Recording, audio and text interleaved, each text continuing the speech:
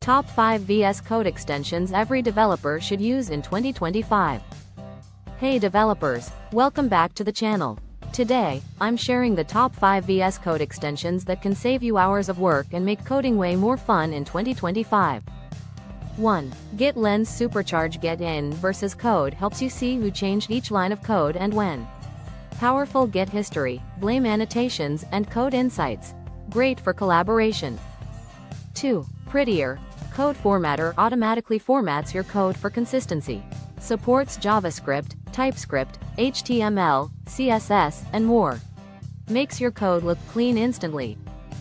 3. Liveserver instantly preview your HTML, CSS, JS in the browser. Auto reloads the page when you save changes. Perfect for front-end developers. 4. REST client test your APIs directly inside versus code.